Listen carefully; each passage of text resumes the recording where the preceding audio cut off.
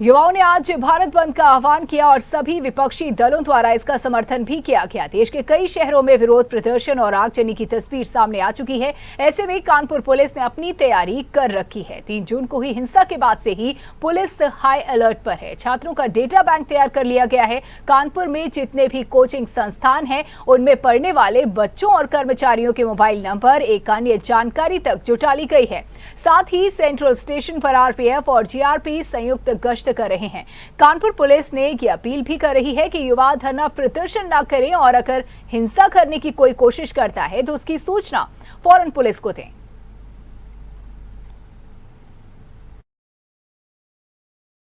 बिल्कुल नहीं, हम व्यापारी इसके समर्थन में नहीं है कि किसी भी प्रकार से बंदी की जाए। आगे ही कोरोना काल से महामारी से गुजरे हैं, तो व्यापारी तो बिल्कुल नहीं चाहता कि किसी भी कतई बंदी का सहयोग। बिल्कुल अग्निपथ के बारे में आपको जानना है? ये सब्जेक्ट तो सेंट्रल गवर्नमेंट का सेना से जुड़ा हुआ है। यदि देश के नौजवानों को किस तरीके से रोजगार देना है, ये प्रणाली उनको सोचनी है। अगर उसमें कुछ परिवर्तन या परिवर्धन करने हैं तो इसका मतलब ये नहीं कि किसी देश की संपत्ति को तोड़ा जाए, बिखराव किया जाए। टेबल पे बैठ करके बात की जा सकती है। परिवर्तन तो नियम है, होते रहते हैं। देखिए, व्यापारी बंदी कोई अच्छी चीज़ नहीं है। व्यापारी क्यों बंद करेगा? उसके पास 10 कर्मचारी हैं तो उनकी तनख्वाह भी देना है और सभी अपना भी खर्चा देखना है। तो व्यापारी कोई बंदी नहीं चाहता है। रह गया भर्ती का सवाल है कि अग्निपथ की, तो बच्चों को सोचना चाहिए कि हम कैसे अपनी घर का जीविका चलाएं। ये सब चीज़ें तोड़ फोड़ करने से कोई फ़ायदा नहीं।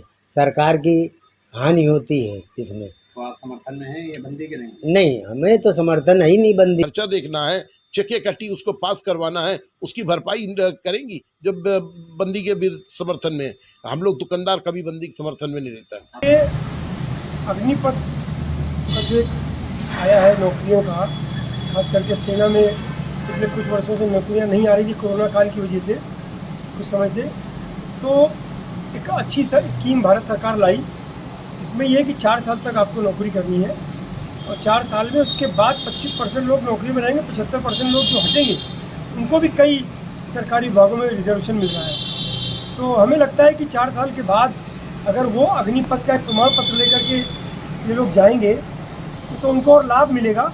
लेकिन कुछ समझने में कहीं कुछ ना कुछ गलतफहमियाँ हुई हैं, कुछ लोगों ने गलत तरीके से युवाओं को समझाया, इसलिए आक्रोशित है।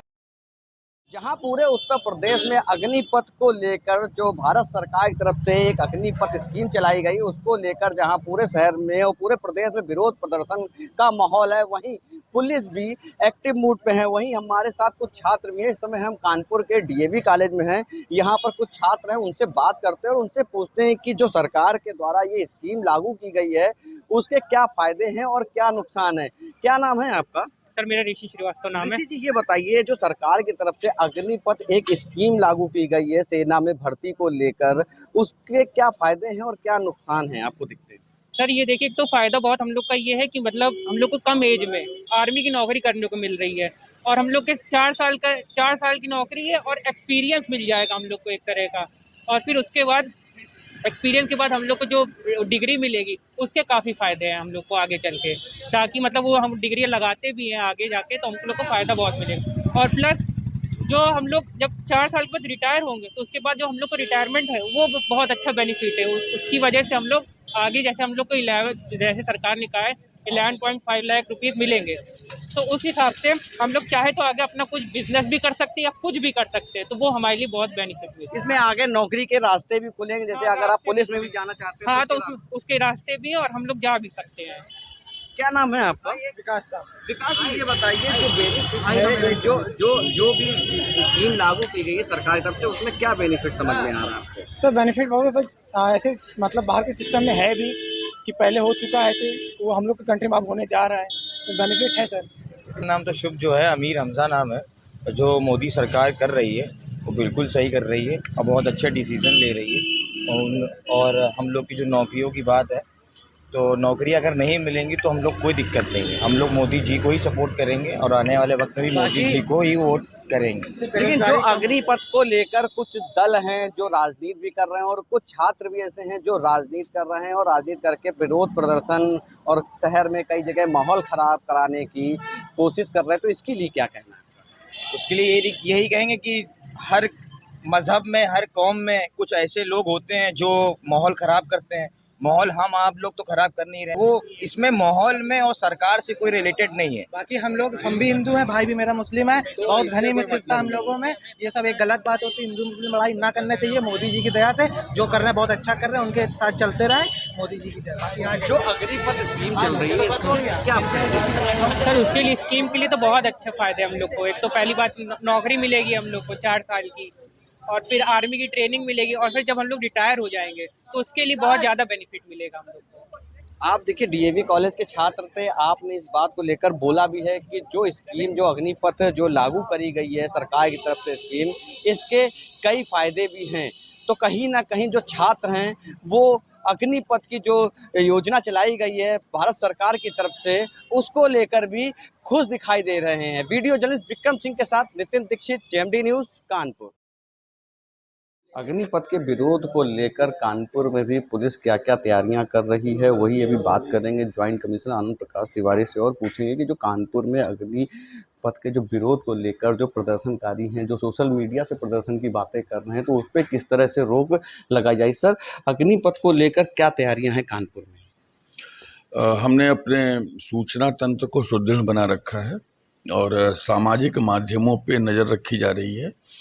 छात्रों के बीच में भी हम गए हैं, छात्रों से हमने बात की है, कोचिंग संस्थान और विद्यालयों में भी गए हैं, उनके डेटा हमने लिए हैं और छात्रों का सहयोग मिल रहा है। अब तक कई ऐसे कार्यक्रम थे जो कि जनधन को और समाज को नुकसान पहुंचा सकते थे, छात्रों की मदद से उन्हें रोका गया है और मेरा विश्वास है कि आगे भी छात्र हमें मदद करेंगे और कानपुर में किसी भी तरह की समस्या नहीं होगी। सर, अभी तक कितने जैसे सोशल मीडिया ग्रुप हैं जिनको लेकर भड़काऊ बातें कही जा रही थी, प्रदर्शन की बातें कही जा रही थी, तो कितने सोशल मीडिया ग्रुप को भी बंद किया गया है और कितने लोगों की इसमें गिरफ्तारी की गई है?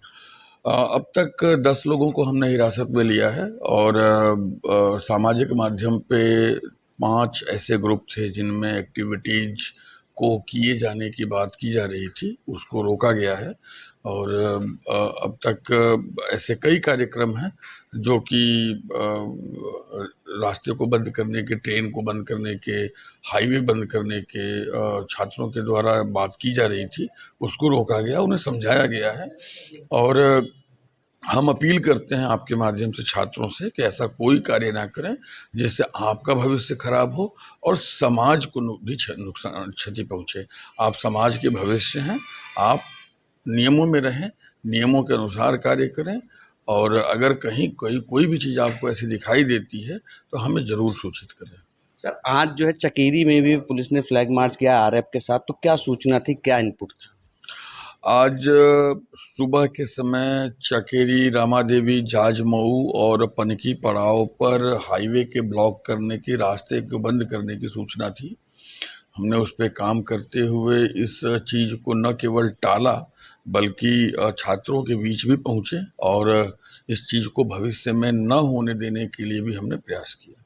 आप ज्वाइंट कमिश्नर आनंद प्रकाश तिवारी थे, आपने बताया कि कानपुर नगर में आज 3 ऐसी जगह थी जहां पर इस तरह के धरना प्रदर्शन होने थे, जिसको छात्रों के बीच में जाकर रोका भी और उनसे बात भी की। वीडियो जर्नलिस्ट विक्रम सिंह के साथ नितिन दीक्षित, जेएमडी न्यूज़, कानपुर।